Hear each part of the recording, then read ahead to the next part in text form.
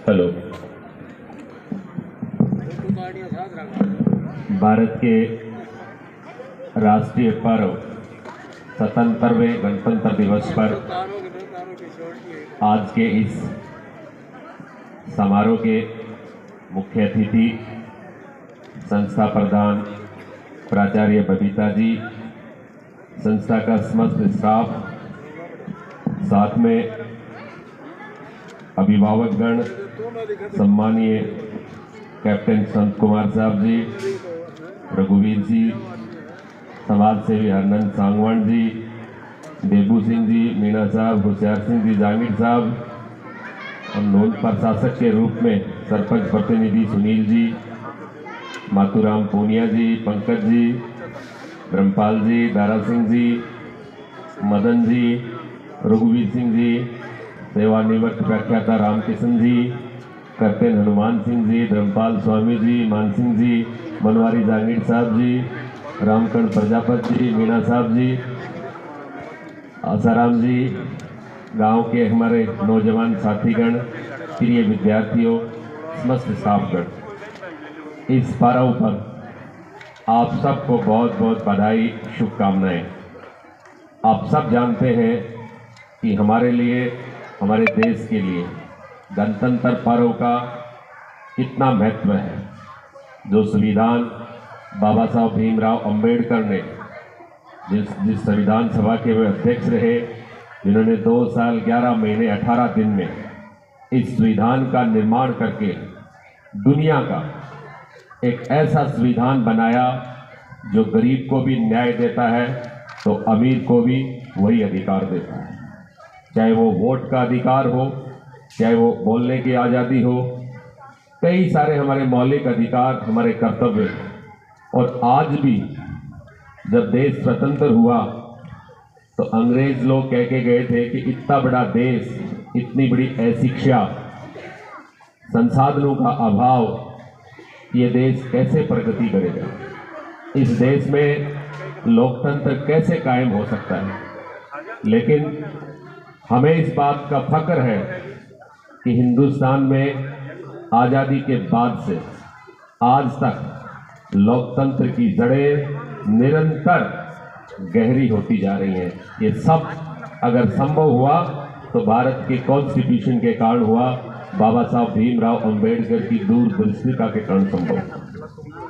इस वक्त लंबी बात नहीं कहूँगा, हमारे नए साथी जो अभी इन्होंने स्कूल में ज्वाइन किया है, संक्षिप्त बात की है, थोड़ी चर्चा विकास की बात कर लिया। बबीता जी का आग्रह था प्रिंसिपल मैडम का, और मैं बचपन से ही यहाँ पढ़ा हूँ, तब से लेके, चाहे पॉलिटिक्स हो चाहे सेवा हो, मेरे साथी अधिवक्तागण अशोक जी को भी पता है, मेरा फोकस हमेशा किसी विजन पे होता है कि इन छोटे छोटे बच्चों को अच्छी सुविधा कैसे मिल पाती है।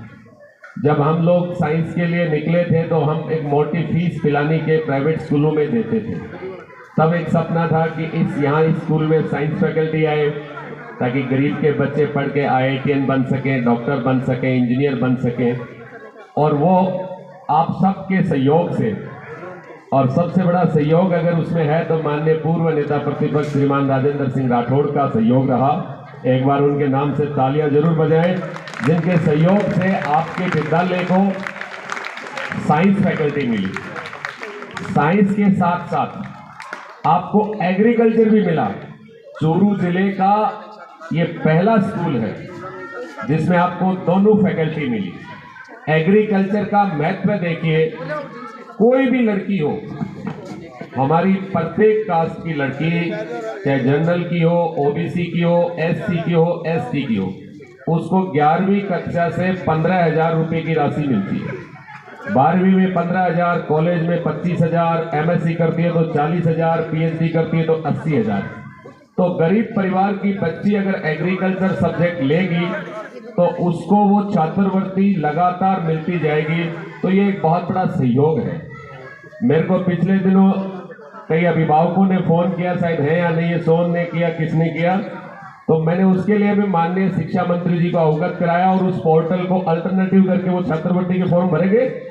फिर भी इसका एक कारण ये है कि जब अपना नया फैकल्टी खुलती है तो उसमें स्टाफ आने में, उसको कोडिंग करने में, फैकल्टी को जनरेट करने में, कैप्टन साहब को, सरपंच साहब पूर्व पता भी है, तो समय लगता है। और उसी का कारण रहा मैडम ज्योति राव, जो फिजिक्स की फैकल्टी है, ट्रांसफर निवराना से हम नून करवाना चाह रहे थे, उनका ट्रांसफर हुआ सुलखड़िया बड़ा में। यहाँ इसलिए ट्रांसफर नहीं हो पाया, एक हमारे महेंद्र जी थे मैथ्स के, यहाँ सूरजगढ़ के, उनका भी हम यहाँ चाह रहे थे, उनका भी नहीं हो पाया। दोनों के ट्रांसफर हो गए, पर वो उस जगह पे हुए जहां से ऑलरेडी फैकल्टी जनरेट थी, कोड जनरेट था। ज्योति राव के लिए मैंने बात की है, सुलखड़िया में उन्होंने ज्वाइन कर लिया, 3 दिन वो यहाँ पढ़ाए और 3 दिन सुलखड़िया में। ये बात मैंने माननीय शिक्षा मंत्री जी के सामने कहा कि गांव में फैकल्टी की जरूरत है, बच्चे अच्छे हैं। और रामगंज मंडी में अभी प्रोग्राम था, हम सब लोग गए थे, तो उन्होंने कहा कि मैं इसमें 27 तारीख को बता पाऊंगा। गांव के लिए आपका पशुपालन अस्पताल के बता दो, जहां आपको 46.5 लाख की राशि स्वीकृत कराई, वो भी राशि माननीय राजेंद्र सिंह राठौड़ की अभिशंसा से स्वीकृत हुई। मैं तो आपका डाकिया हूं, जो कोई काम मुझे नजर आता है वो यहाँ से उठा के उनके पास जाता हूं, वो इसको किस तरीके से कन्वर्ट करते हैं वो उनका है। और अगली बात, अभी बजट के बाद हमारा जो पशुपालन अस्पताल है ये ए श्रेणी में आ जाएगा। ए श्रेणी में आने से यहाँ डॉक्टरों की संख्या बढ़ेगी, यहाँ स्टाफ की संख्या बढ़ेगी।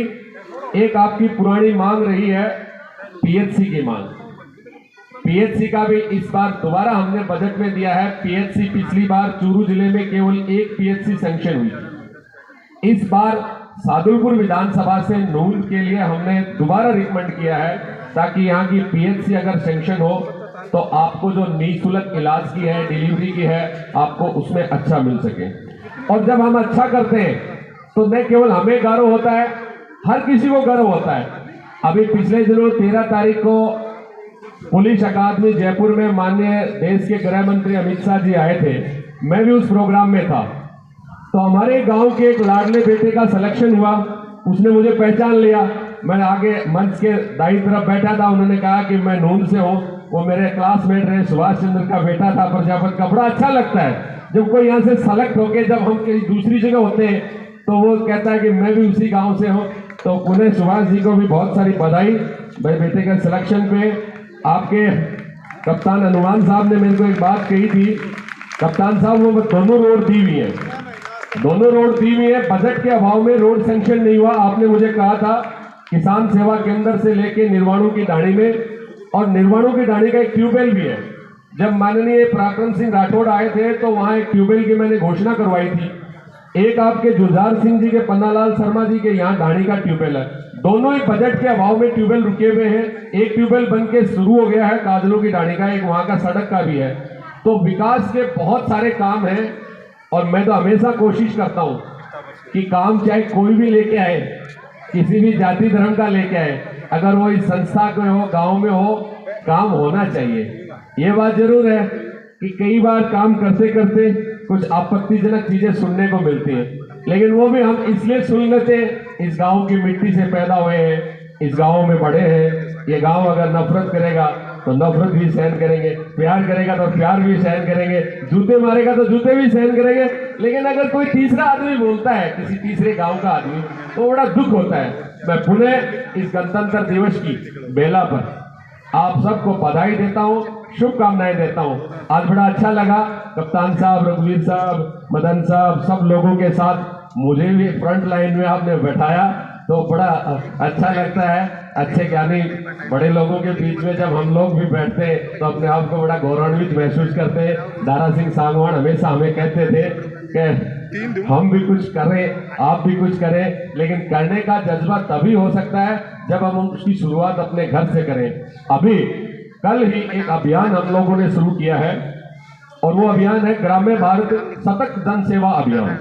उस अभियान में प्रत्येक गांव से 100 ऐसे परिवार, 100 ऐसे लोग जिनको सरकार की योजनाओं का लाभ नहीं मिल रहा है, चाहे वो पालनहार योजना हो, चाहे वो खाद्य सुरक्षा हो, चाहे वो मुख्यमंत्री प्रधानमंत्री गरीब कल्याण आवास की हो, चाहे वो राजश्री योजना हो, बेटी के जन्म पर पैसे, अगर ऐसा कोई भी विद्यार्थी, कोई भी बच्चा, कोई भी घर है, तो आप सूचना करें।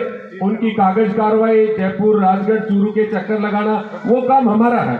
हम चाहते हैं कि हर किसी को सरकार की बहुत सारी जन कल्याण की योजनाएं चल रही हैं। जैसे पालनहार में एक बच्चे को 1500 रुपये प्रति माह मिलता है, 3 बच्चों तक वो राशि मिलती है। तो अगर जिसके 3 बच्चे हैं और उनको पालनहार का योजना का लाभ नहीं मिल रहा, तो एक बच्चे का साल का 54,000 रुपये हो गए।